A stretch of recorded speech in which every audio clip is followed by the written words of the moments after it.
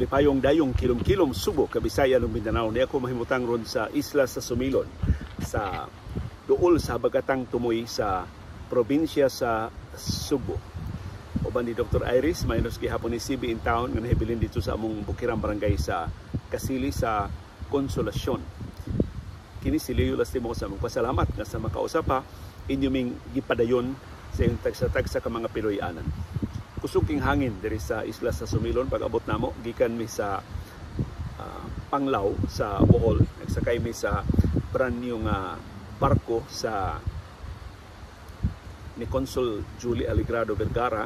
Kunya kami mo'y usas labing una nga nakasakay sa bago kay niyang barko gikan sa Panglao. Hapsay kay among biyahe.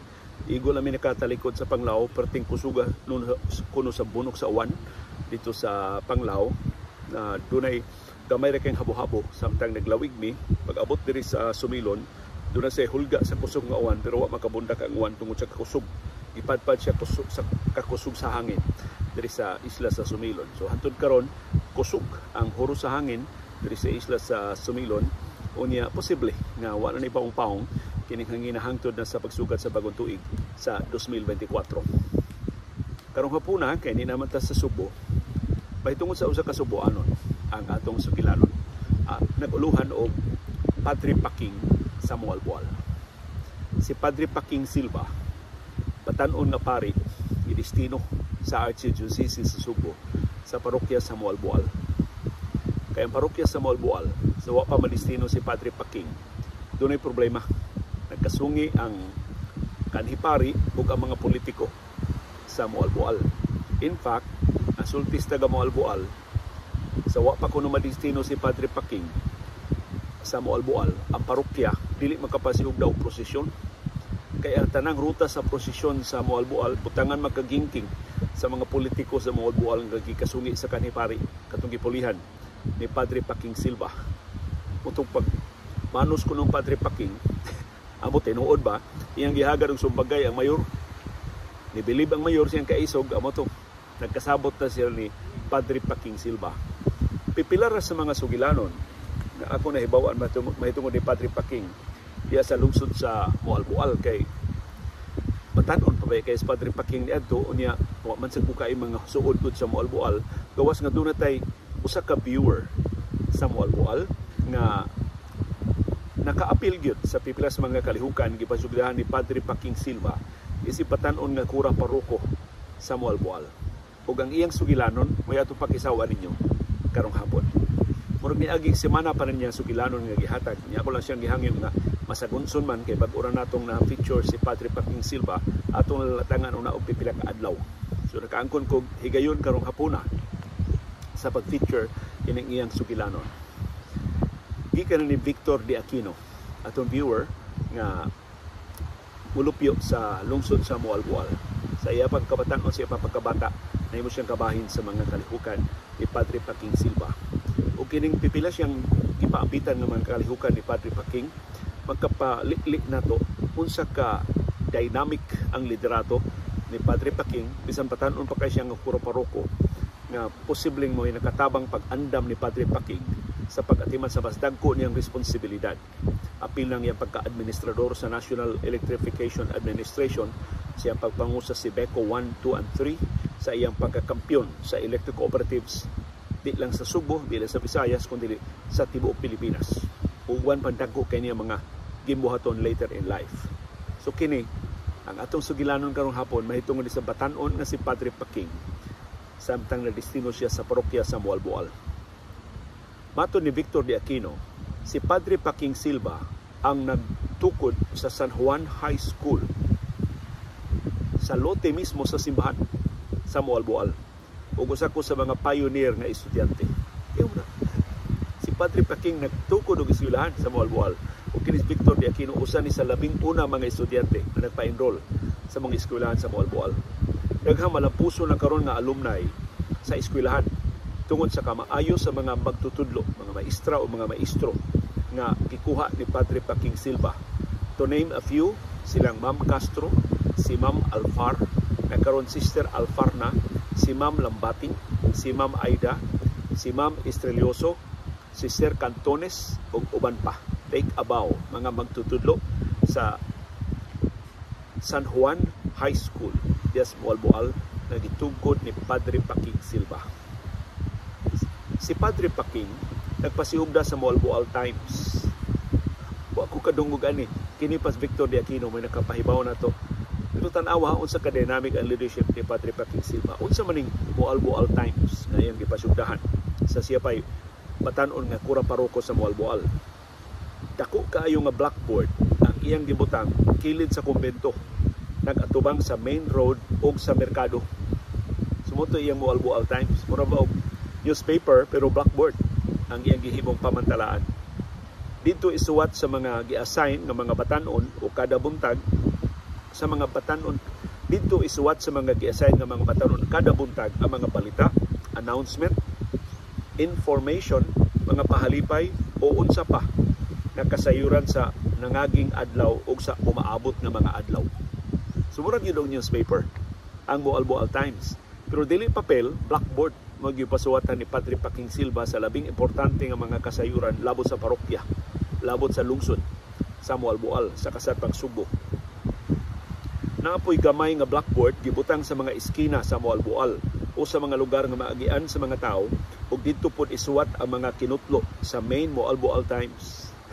So, just in case dili ka makasuroy dito dool sa kumbento nga naa dito ang kinadak-an nga blackboard, dunay mga sanga sa Boal-Boal Times sa mga iskina. Mas gagmay nga mga blackboard nga tuasab dito ang relevant nga mga information. Maybe relevant anang sityuha, relevant anang lugara sa Boal-Boal. Usa ko sa tigsuwat kada buntag sa blackboard nga naa sa among iskina. So kinis Victor de Aquino, isip estudyante, usas gi-assigna ni Padre Paking Silva na siya mo'y musuwat unsay mga kasayuran nga importante para sa ilang mga silingan diya sa Boal-Boal sa blackboard sa ilang iskina. So wa siya madestino sa main nga blackboard sa Boal-Boal Times, dito siya sa mini blackboard sa ilang iskina. Ang tawag sa amo mga tig gitawag ni og blue circle. So doon na silingan sa ilang grupo, blue circle. Daghan kay itong mga circle nga gihimo si Padre Paking Silva. Diyaw na, unsa ka abante siyang panahon si Padre Paking Silva. Tungod adto dili kay daghang marites, kay well informed kaayo ang taga Boal-Boal unsa nahitabo sa parokya, unsa nahitabo sa lungsod. Tinuod ang kauhaw sa kasayuran, ang panginahanglan sa tugma nga kasayuran natubag sa Boal-Boal Times nga gipasugdahan ni Padre Paking Silva. Sa batan-on pa kay siyang kura paroko sa lungsod sa Boal-Boal. Si Padre Paking pod ang nagpangan anang Panagsama Beach. Kining usa karon sa mga main tourist attractions sa Kasarpang Subo. Si Padre Paking mo'y nagsugod ana. Siya mo'y nangan anang Panagsama Beach. Ang urig anak ngan Pasdiot. Si Padre Paking nag-organize sa mga tao, apil naming mga estudyante sa San Juan, paghakot og bato para makahimo og daan gikan sa lungsod hangtod sa Panagsama Beach aron kaagian og mga sakyanan. Karon labihan na kamalambuon sa Boal-Boal tungod adtong nahimo nga tourist destination. Ang Panagsama og ubang attraction sa Boal-Boal na develop. Yung muna si Padre Paking di lampari doon na siya vision na sa potential sa Boal-Boal sa turismo. So isip kabahin pag-develop sa Panagsama Beach, aron mas daghan makatultol dito, mas daghan makaabot dito, iyang gihimuan og daan. Ug imbis mangayo sila kwarta sa munisipyo, magpakiluoy sila sa mga politiko, si Padre Paking mo ini-mobilize og mga volunteers, hakot og mga bato aron nga ma-pave, aron nga matarong ang agianan padung sa Panagsama Beach o magian og mga sakyanan. Ug sa dihang naagian ang mga sakyanan, mas daghan ang nakaabot, mas daghan ang nakatultol, mas daghan ang nakasulti unsa kanindot ang baybayon sa Pasdiot at daghan na kay mga turista, lokal ug lang yung mga turista ni abot sa Boal-Boal. Ayaw mo na. Kunya si Padre Paking wa manabian niya sa dihang nidako na untang turismo sa Boal-Boal. Kapila ra si Padre Paking magpreskon, ako Father Francisco Paking Silva, ako'y nagsugod anang tanan, ako'y nakakitaan ng vision, ako'y dipararaan ng potensyal sa turismo sa Boal-Boal. Pamanghambog si Padre Paking Silva. Ito'y nakangilingig itong Padre Paking Silva. Ang uban ng mga tao, mo'y musulti mahitungod siyang accomplishments. dili siya mo patingog siyang kaugalingong turutot. Di siya mo mualsa siyang kaugalingong bangko. Si Padre Paking pod ang nakapausab sa human sa sugat sa mahal nga adlaw. Akong mama, tradisyon human sa sugat, adto mangaon sa balay ang pari og apostoles. So kining ilang bahay ni Victor de Aquino tungod sa iyang mama, ang mga pari o ang mga apostoles human sa Semana Santa adto mangaon. Sa panahon ni Padre Flores, mao ni ang pari gi pulihan ni Padre Paking. Class kuno to si Padre Flores. Iyang mga apostoles mga tinahod ng mga tao sa katilingban, mga dagkong opisyal sa Moalboal, mga arang-arang o kahimtang. So akong mama nag-prepare og pagkaon nga class. So bisan atong karaan pang pari ang iya ng mama, tigaan mo pagkaon para sa mga pari o mga apostoles. Unya mga dagkong tao man ang giimbitar atong Padre Flores, so mga ngilngig sa mga putahe nga giandam sa iyang mama. Budbud nga gi-order sa Alegria, mangga nga gikan sa Guadalupe, si kwate nga handmade og among mga luto nga pan og cake. Kay naa pa man may bikiri sa una. So kinakusgan nila mga putahe. Nag-import pa sila og mga pagkaon sa ubang mga lugar sa Subo aron kinalamian gyud nga mga putahe ang ilang ikatanan. Tiyo ang pari ug ang tanang apostoles sa katapusang misa tialini sa katapusang panihapon sa og kaning paghugas ni Stiil atol sa Semana Santa. Wa gila makasagol adto ya hilom ra gyud hangtod human na sila og kaon. So wa kuno lain pasagulon ang pari ra o mga apostoles o mangaon dito sa ilang bahay. So si Padre Paking na usab na kuno ang ilang hikay sa ilang bahay. Tiaw mo iya mga apostoles mga bugoy-bugoy sa Moalboal kadtong manggiuwawon katong di kay manimba ug ang ordinaryo mga tao mo iyang gihimong mga apostoles ni Padre Paking Silva. Liman ka mohawk si Padre Paking sa ilang mga tiil sa panahon sa hugas sa tiil. Grabe kabilib sa mga tao ni Padre Paking atong iyang gihimo. Karon makita nato ang Santo Papa mo hawk sa tiil sa mga drug addicts dito sa Vatican. Si Padre Paking usab tong tuiga. Mao ba ito yung unang parokya ni Padre Paking kasi kura paroko. Before that, si Padre Paking nahimong assistant parish priest diri sa San Nicolas. Sunod niyang assignment amo Alboal na. Kura paroko na siya dito. Kadaghan des kausaban nahimo ni Padre Paking. Ha? So kining gibuhat karon nilang Pope Francis ug sa ubang kaparian, gibuhat na ni Padre Paking daghan na kay katuigan ang nilabay. Sa siya pay batan-on nga pari dias parokya sa Alboal. Grabe kabilib sa mga tao sa gibuhat ni Padre Paking. Sa tradisyon sa kumama nga ato sila mangaon human sa sugat, di na pangklas ang handa sa iyang mama. So di sila mag-andam o pagkaon nga para sa dagko mga tao. Di man musugot kuno sa Padre Paking. Di man siya gusto na klas ang handa sa iyang mama, ang giandam sa iyang mama. Di ay kausa, iro mo gipaihaw ni Padre Paking. Kay ug mais mo ilang kanon sa suwa sa iro. Kaya itong panahon na mangaon pa mag-iro ang mga tao. Wa pa manggidili ang pagkaog iro nitong higayuna. So perting karaana na ining higayuna. Yan si Padre Paking. Kang hilngig ato niyang vision. Ug ang iya bang liderato nga tugkad sa masa, ang iyang liderato nga mo identify siya sa kinabag-an sa katawhan, sa labing kabos sa katawhan, sa labing badlungon sa katilingban. Gihimo na ni Padre Paking sa parokya sa Moalboal sa siya pa'y batanon nga pari. Apil tanan. So, dili lang ang pari o mga apostoles may pagkaon. Hasta ubang mga tao nga nanimba, gipakaon ni Padre Paking Silva. Kay panawgon man kuno ni Padre Paking ang mga naa diha sa bahay sa Duol. Hasta ilang mga silingan. Nawa kay bawo nga doon na hikay para sa mga pari o mga apostoles. Gipanawag ni Padre Paking, pangaon mo din Haskang aligrihan ako no sa ilang pagkaon human sa Semana Santa. Nausab ni Padre Paking ang ug imagine mo sa pagtan-aw sa taga Moalboal ni Padre Paking nani ay pari muhawk og iro sa bugoy muhawk og tiil sa bugoy, muhawk og tiil sa ordinaryo mga tao kani adto So wa pa ni Pope Francis, wa ang haggan ato sa mga pari, ang mga halangdon mas katilingban, TL's mayor, TL's konsihal, TL's gobernador. Karon naman ni bago si Pope Francis na hasta mga drug addicts sa mga prostitutes paapilo na sa misa sa katapusan panihapon. So si Father Paking Silva wa pa ni mauso sa kadaguan sa simbahang Katoliko, naghimo na ini dito sa Boal-Boal. Ingon si Victor de Aquino, si Father Paking Silva nakapasikat o nakapalambo sa Boal-Boal. Kay siya nakapabalik sa mga tao sa pagsimba. Kay na antagonize o wa kay ganahi mga tao ni atong pari na gisundan ni Padre Paking.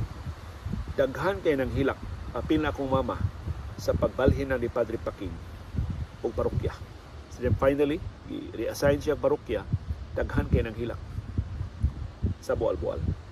Si Padre Paking ang hinungdan ngano nga malambuon kaayo ang Boal-Boal karon. Pari ras Padre Paking, hatanawa unsa kadako ang iyang nahimo sa lungsod sa Boal-Boal. Ug kinidili ni gikan niya. Saka tabian atong Padre Paking, kadaghan namong higayon nga nagkasulti mi wa gyud siya makahisgot. Ini ang agis Boal-Boal. In fact, ako mahilumduman karon ang iyang mga accomplishments sa Sebeco, dili siya man nagsulti nako. Ang iyang mga sakop, ang iyang mga kauban. Mo inisulti nako. Si Padre Paking pala to, ang iyang mga sulti-sulti kada bala, lakbit lang ba. Pero di gyud to si Padre Paking mo build up sa iyang kaugalingon. Ang bugtong gisulti ni Padre Paking Silva nako na para niya significant kay niya nga accomplishment kadtong aransel diya sa Boal-Boal.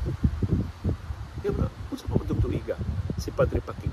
Maka, wa man isulti ni Victor de Aquino sa tuiga ni Padre Paking na sign diya sa Boal-Boal. Amot pila ka tuig si Padre Paking na sign diya sa Boal-Boal. Pero yung Padre Paking Silva, usa sa labing radikal niyang nahimo diya sa Boal-Boal, mong iyang pag-abolish sa aransel. Wa pa sukad igdungog sa una ng aransel i-abolish. Pero si Padre Paking, siyang kabatanon nga kura diha sa Boal-Boal, iyang gi-abolish ang aransel. Wa na siya mangulikta og aransel diha sa Boal-Boal. Iyang giing na mga tao, wa nay bayad ang kasal, wa nay bayad ang bunyag, wa nay bayad ang lubong, wa nay bayad ang ubang mga serbisyo sa simbahan. Libre ang serbisyo sa simbahan. Ang way kwarta, mahimo ra gyud mo magpabunyag, magpakasal, magpapinditas mga pateng lawas sa inyong mga minahal itaws kinabuhi nga nitaliwan na sa laing kalibutan. Why bayranan? Why bisag usa ka dako nga bayranan nga kolektahon ang simbahan? Magpamisa mo, why bayad? Mahimo ra gyud mo magpamisa. Ipalista lang kinsa mga kalag na ipaampo pahinungdan sa santos nga misa. Why bayad? Abolish ang aransel. Ingos Padre Paking Silva. Pero ingos Padre Paking, iyang gipa sabot ang mga parokyano. Ingos Padre Paking, ang simbahan nagbarog tungod sa katawhan. So ang simbahan nagkinahanglan og tabang sa katawhan. Pero dili magpabayad ang simbahan sa mga serbisyo sa katawhan. So kamong mga parokyano, kung ganahan mo nga mubarog ang simbahan, kung ganahan mo nga magpadayon ang serbisyo sa simbahan, kamo na'y bahala. Usaon niyo pagtabang sa simbahan? Maura gina, ingon ni Father Paking, maura gina, pero ingon Father Paking, porte dakuan niyang kahadlok. Nga, sa dihang iyang gi-abolish ang aransel, mapurdoy ang simbahan, mapuloy siya pangayo, gikan siya mga ginikanan, abunuhi ko, diribe, wala ko'y pagkaon. Wala na may gastuhon, diri pero giyan sa akong bayad din sa mga kalihukan, so bayad din kurinti sa kumbento sa Boal-Boal. Ingos Father Paking Silva, diha gintong kahadlok, kapag abolish niya ang aransel, mapurdoy ang simbahan, mabangkaruta ang simbahan, kaya na sila kita. Muto yung Father Paking Silva, usag yun para nako, Leo, nga nagkapabilib ginako sa mga tao. Tungod ato yung Father Paking, ako, wa na dyan ko magduda sa mga tao, sa kaligdong ang katawhan. Sa iyang i-abolish ang aransel, waday bayad ang kasal, waday bayad ang lubong, waday bayad ang bunyag, mas nidako ang kita sa parokya sa Boal-Boal. Libre na ha ang serbisyo, pero mas nidako ang kita sa parokya sa Boal-Boal. Kaya ang katawhan nga dunay ikasarang, padayon mang ni tampo sa simbahan. Dili kinahanglan nga dunay bunyag, tampo sila sa simbahan. Atol sa Santos nga Misa, katong dunay ikasud sa sibot, itampo sila sa simbahan. So yung Father Paking Silva, dunay mga tao nga kaniadto mobayad lang kung dunay kasal, mobayad lang kung dunay lubong, mobayad lang kung dunay bunyag, karon kada simba nila mobayad na sila kay nahibaw sila nga mao na ikasarang sa simbahan. Na dili makalahutay ang simbahan kung dili tabangan sa mga parokyano. Ambot wa ko kahibaw. I would not presume to know unsay gihimo sa ubang kaparian sa una, unsay reaksyon sa Arsobispo sa Subo sa una sa dihang abolish ni Father Paking ang aransel sa Mualboal.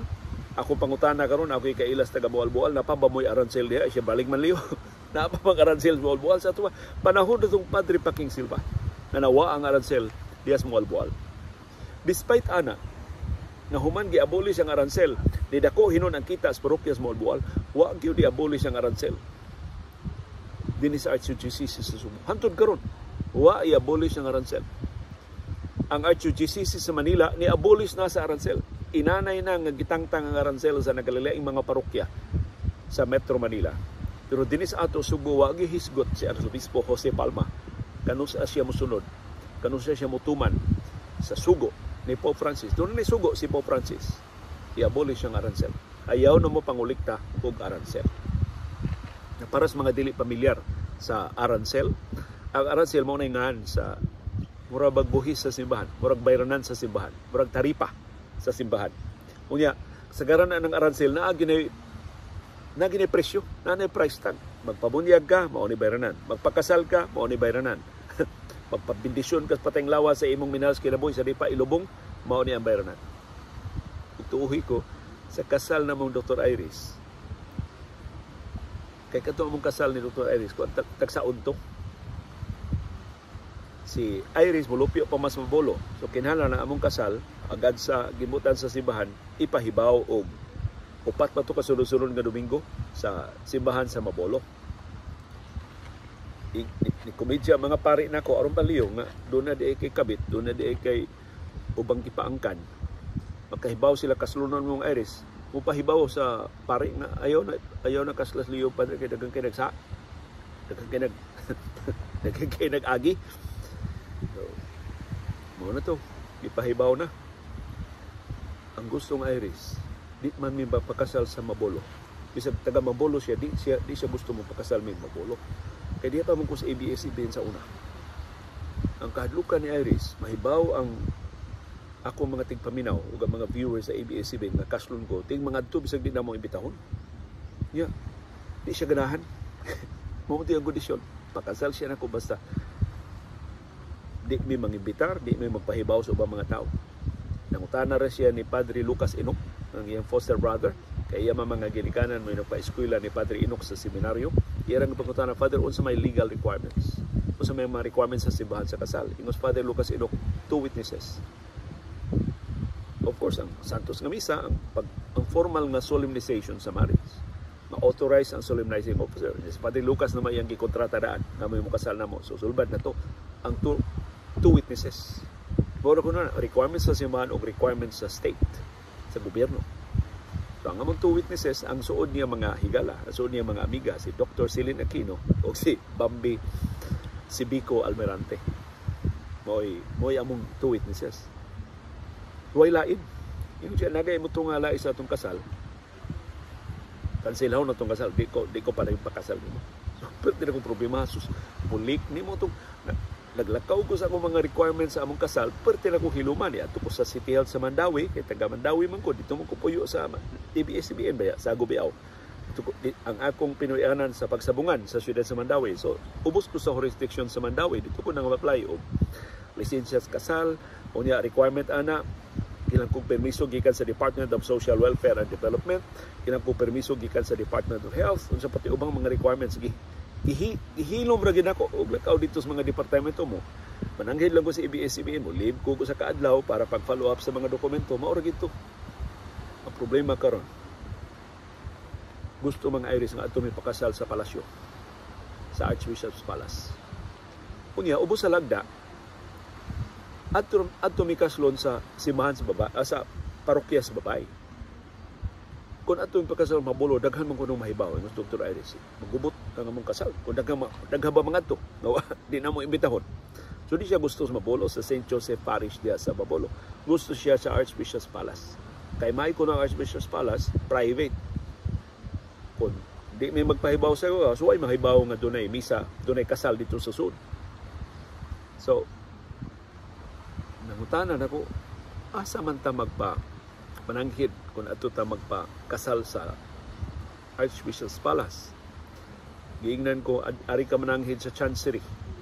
Ang Chancery sa una, ang Patria de Cebu pa man. Wa pa na i-develop ang Patria de Cebu. Doon ay partnership uban sa private developer, ang Patria de Cebu. So, diha ko sa Patria de Cebu, diha may interview ha, kaya doon na pa man yung mga interview.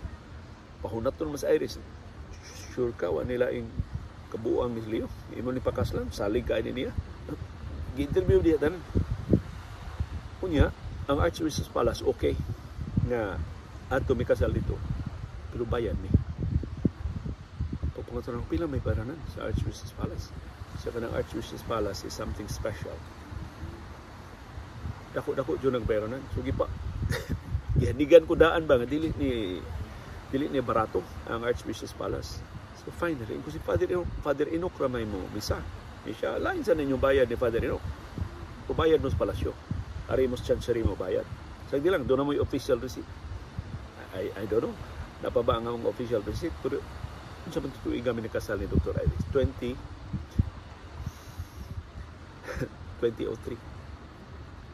ba to hours? Pinakasal? Ang bayranan, 25,000 pesos. Tihik baya kay ko 25,000 pesos para sa kasal? Ipila rami ka minuto dito sa chapel sa Archbishop's Palace. Pero namulalis ka di may makasal. Subayan ko 25,000 pesos. Ito pagkahibaw ni Father Paking Silva, siya krapihag yung negosyo palasyo. Di gyud kasabot si Padre Paking Silva. Ngano nga mangulikta ang kaparian sa di pa mo serbisyo, sa di pa mo extend sa batakan kaayo nga mga religious services ngadto sa katawan. So usa to sa labing radikal nga gihimo ni Father Paking Silva, ilabihan ka radikal, namatay na lang si Father Paking, wala impari nga ako nahibawan nga nisunod niya. Amot do na ba mo'y nahibawan? Dala impari dinhi sa Subo o dinhi sa Visayas ug Mindanao na ni abolis na sa Arancel, diha sa Bohol. Among gigikanan ganina buntag dito pa man ko sa Panglao sa Bohol. Doon na ko ni mga pari. Kay doon na obispo diha sa Bohol ni abolis na sa Arancel. So pahibaw ami kinsa man nga mga kura paroko, unsa man nga mga parokya na ni abolis na sa Arancel. Naguna nila daghan ng katuigan ang milabay si Padre Paking Silva sa Mualbual. Uban ni Dr. Iris, daghan patakay kong istorya ninyo, pero nilandong naman, ni kilom-kilom naman diri sa isla sa Sumilon, sa lungsod sa Oslob, dool sa habagatang tumoy sa isla sa Subo. Magpasalamat ni sa tanan nato nga mga tigpaminaw o mga viewers sa inyo pa rin nga pagsunod, pagsubay, pagsalig o pagpaminaw sa atong panahon. Dayong kilom-kilom.